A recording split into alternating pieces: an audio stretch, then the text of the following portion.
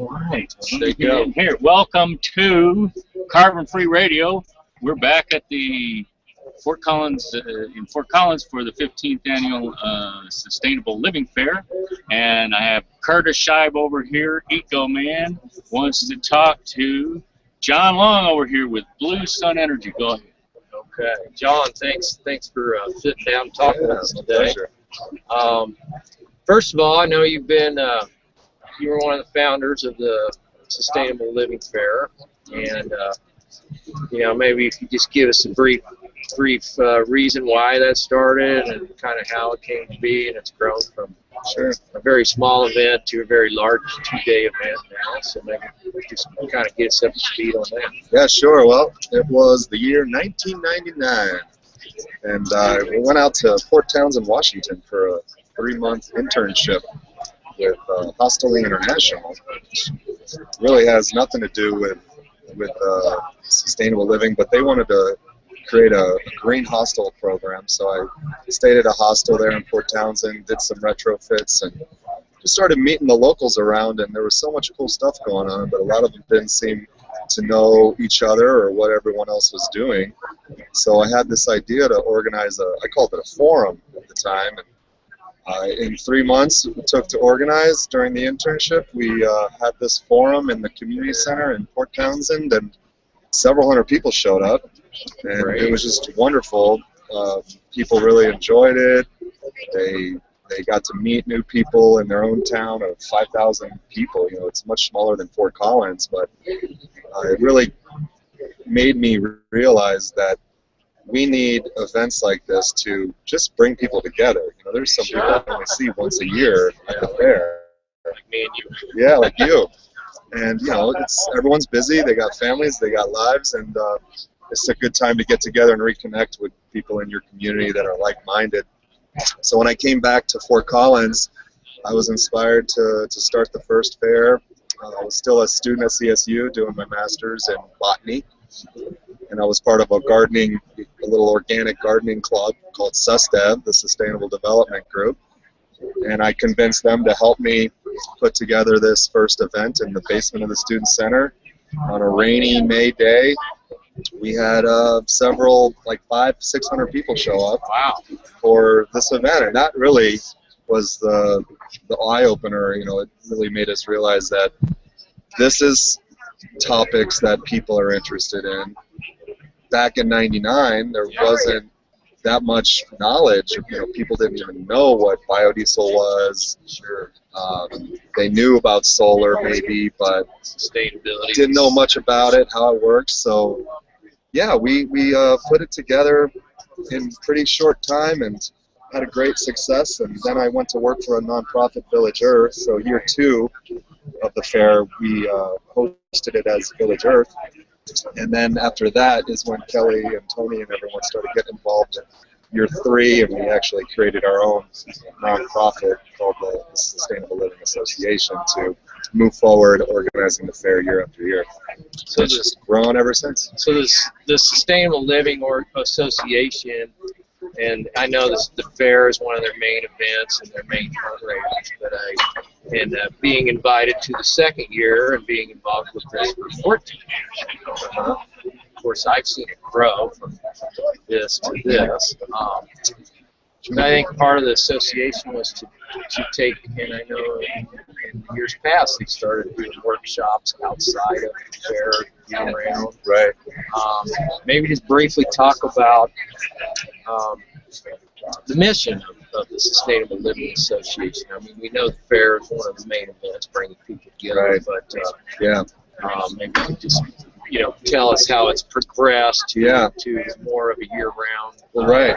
As it's grown, we've started realizing that people need more information, more opportunities to learn about these sustainable technologies and projects that they want to get going at home, and they have a lot of enthusiasm around that. So starting the extended workshops was a way that we could capture our audience, our membership, to get hands-on experience outside of the weekend of the fair, bring in some volunteers, bring in the expertise, They usually, a host of a workshop can typically cover the cost of materials, and the rest is done right before their eyes while getting a valuable learning experience out of it, and then a finished product when it's over.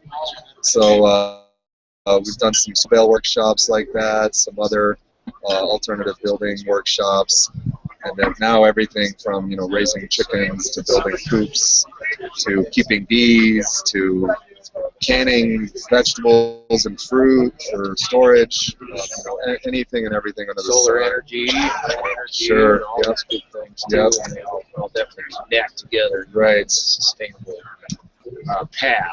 Absolutely. So, well, I want to kind of move on, and I want to, and we appreciate everything you've done to get the fair going. And I know it went from a few hundred people to several years ago, I believe there was 12 or 14,000 people came through here in 2 days, which is pretty amazing. I see something growing like that. It seems to be growing, staying strong and growing every year. So I guess I'd like to move on to biodiesel, and the company you were part of the founder was Blue, I think it was originally Blue Sun Biodiesel, but you also are calling it Blue Sun Energy because you're diversifying into new things. So maybe give us an idea of how that started, and how it got going, and then kind of we can go from there and really realize where it's been. Sure. And then we kind of end up with where you see the future going. Sure. Well, that was another very grassroots effort. After the first and second Sustainable Living fairs, I got really into the notion of making your own fuel from waste products like yellow grease or restaurant oil coming out of the fryers. And I was still working at Village Earth at the time, and I was the director of development, writing grants for fundraising for the organization, and I got a small grant from New Belgium Brewery. It was a $2,000 community grant that allowed me to build a biodiesel processor, a little 55-gallon processor, and start putting on workshops at Avogadro's Number, a local restaurant here in town. And we started making fuel for the public to see and learn and experience and even participate the summer of 2000. And basically, people were coming out at 10 in the morning on a Saturday to learn how to make their own fuel. And at first, there was just a few people coming out, but by the end of the summer, 30, 40 people would come out every Saturday morning to check this out. And that really made me realize the level of interest. This is when there was a spike in oil prices. It was still actually quite low. I remember starting Blue Sun, the price of the barrel was only $11. Right. And now, it's been over 100 and it's back down under 100, but it's wavering around that mark, 10 times the value of what it was back then. So then no one really knew what biodiesel was, or some people thought I was just crazy for wanting to make your own fuel when you can buy it at the station for pretty cheap. Probably $1.50 a gallon back then. Yeah. But I think that's part of business, is you need to see opportunities ahead of time and get on that wave of excitement when an industry is starting to emerge, so you're in front of the curve. And when the wave grows to a critical mass, then we can capitalize on that. And the first several years of Blue Sun, it was tough going. We basically were just raising money to build a plant in Colorado. Never saw that come to fruition. Never built a biodiesel plant in Colorado, but we did start to develop a brand and awareness around biodiesel. We basically were a marketing and distribution company for the first several years, just simply buying biodiesel from other producers, blending it with diesel, developing additive packages that made it perform better than without, and then most importantly, getting customers to use it. So our first customers included the city of Fort Collins and the city of Denver and New Belgium Brewing in their delivery trucks started using it way back in 2001 or 2, and started to get volume going, and that's what got the distributors' attention, and they started carrying our products, and that's when we were able to start getting it into retail pumps and allow the public to get access to biodiesel or biodiesel blends. Sure. And it just kind of grew from there. Year after year, we went from, I think, '03, we hit $1 million in revenues, '04, $3 million, '05, $9 million, '06, $15 million. And by '07, I think we hit $18 million in revenues and still weren't making a profit. Right. Well, that's typical with the pioneering, emerging technologies and industries. The margins were very slim in the distribution business, and we knew we had to become a producer.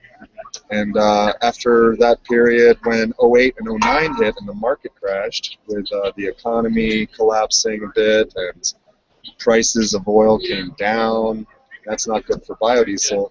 A lot of biodiesel companies went bankrupt in that time.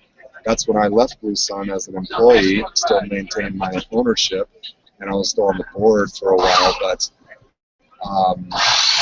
luckily, we had one of our customers, ironically, come in and save the day. He was one of our customers in the mining industry. He started selling a lot of fuel in the mines, gold mines and other types of mines out in Nevada. So these are underground mines. Underground mines. Have really strict air quality standards. Yeah, it was a little bit of help from MSHA, which is like OSHA for the mining industry, and they passed a law that required a particulate matter level of only about 70% of what it was previously.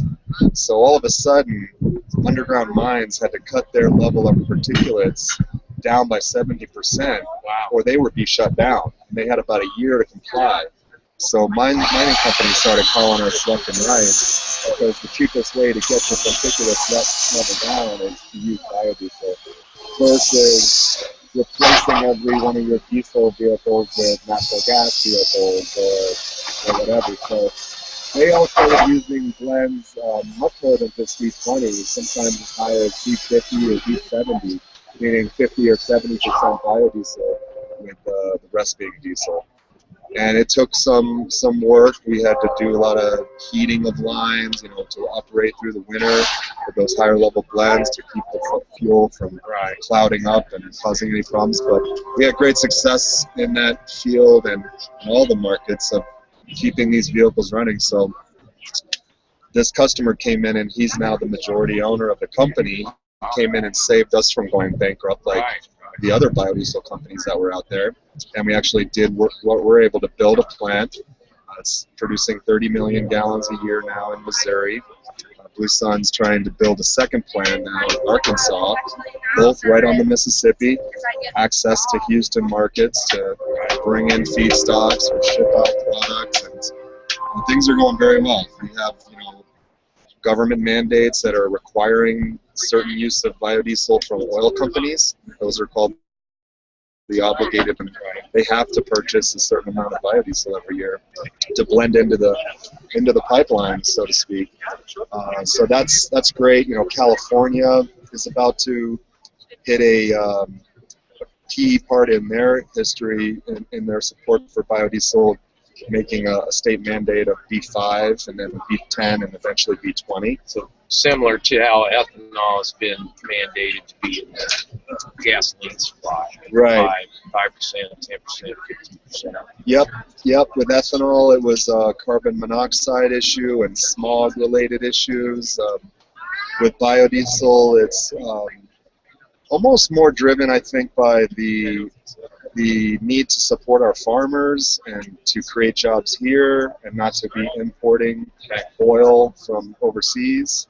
That's just good, makes good common sense and energy independence and all those things. The environmental aspect of biodiesel is solid on a technical basis when you're using high-level blends, but when you have 2% biodiesel in your diesel, it's not really going to make a big impact on CO2 or anything else.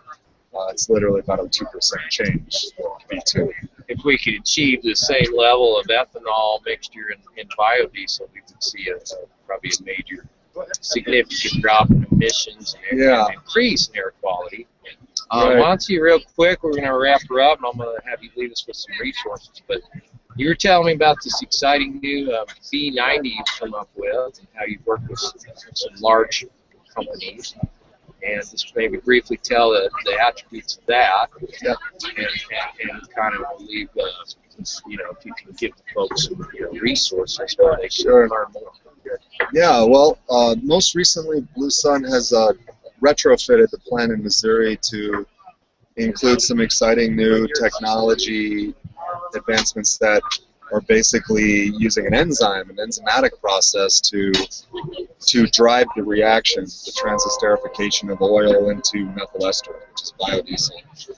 And these catalysts, well, what used to be liquid and powder form catalysts to drive the reaction, now these enzymes are doing it cheaper, faster, and it's resulting in better quality fuel. So the fuel coming out of Blue Sun's plant right now very well may be the best product we've seen in the market. The cloud point's down quite a bit. It's got much better cold weather performance qualities. 28 degrees, I think, for the B100 is the cloud point, and the gel and plug point is much lower than that. And yeah, you can run up to 90% blends in the winter out here in a mild climate. Wouldn't recommend that if you're going to be spending time in the mountains when it's sub-zero. Or Alaska or Arctic or something. That's when you got to cut with kerosene or blend some additives and diesel in with the bio. But you could still maintain B50s and things like that. Blue Sun's really focused on trying to develop B20 markets. 20% biodiesel is once that's when it hits the alternative fuel status, and government fleets get credit for running alternative fuels if it's B20 or higher. So B20 seems to be a common and popular blend. And hopefully we'll see more of that versus B2 and B5 that are driven by these mandates. Part of that is that B20 is kind of, and correct me if I'm wrong, but B20 has been kind of the max that the vehicle manufacturers have used, willing to accept and still offer their warranty and everything. And I know several traditional diesel trucks. Yep. Most of the major manufacturers have now approved up to a B20 blend. That's been driven partly by the alternative fuel level of having to reach B20, but also once you get over B20, the qualities of the biodiesel can sometimes create some issues with certain engine types. Others, like I believe Caterpillar, has approved up to B100. Wow. So some certain manufacturers have really embraced and supported biodiesel as a complete replacement fuel, and that's what's exciting at Blue Sun right now is they're running these new processes with hydro treatment and hydro cracking, really taking place right out of the refining playbook to make fuel from the same feedstocks, meaning oils, virgin and used, and animal fats. Any kind of oils or fats can be converted into a drop-in replacement fuel to diesel that can even go to the certain extent of being considered jet fuel with a cloud point of minus 80 degrees. Wow. And we actually have a contract right now with the U.S. military to produce a couple 100,000 gallons of this jet fuel from animal fat. Wow. That's performing amazingly. And if that does well, really the sky's the limit, because that shows that we can completely remove diesel from the mix and make 100% biomass-based fuels right here in the States from very low-quality feedstocks like tallow and animal fat. So we're not taking food supply feedstocks like ethanol and substituting that land for that. So we're going to wrap it up. Maybe you can give us, the folks, a few resources that they could check out, books or websites or. I think biodiesel has gotten a little bit of a bad rap because it's oftentimes clumped in with ethanol. And ethanol currently still comes mostly from corn. And corn isn't the most efficient crop to grow. A lot of it's grown for cattle, but a lot of it's grown for food. And the whole food versus fuel debate is around that corn ethanol industry. Sure. And when it comes to biodiesel, it just doesn't apply because currently most of it probably comes from soybean oil, but soy is grown for the meal. 90% of the bean is meal that gets fed to cattle. 10% is the oil that gets put into food and whatnot, but it's more of a byproduct. And now we're starting to use other products besides soybean oil that are cheaper, like animal fats and tallows, which really are only being used by very limited sectors like cosmetics, and Sure. dog food manufacturers, and cattle feed, and things like that. So the food versus fuel debate really doesn't apply to biodiesel, and it won't apply to ethanol as soon as we can go to the next level of cellulosic ethanol, get away from corn. And everyone's on the same page here, but we need to restart that conversation because a lot of people still have that misconception. And there's other misconceptions about biodiesel too. But a great resource is biodiesel.org. It's the National Biodiesel Board. That's a great place to link to other sources around these discussions and beyond. But the future for biodiesel is very strong. It's got a lot of potential to continue growing based on the support from the government and the need for us to just be more energy independent. So I've started a nonprofit called Biodiesel for Bands.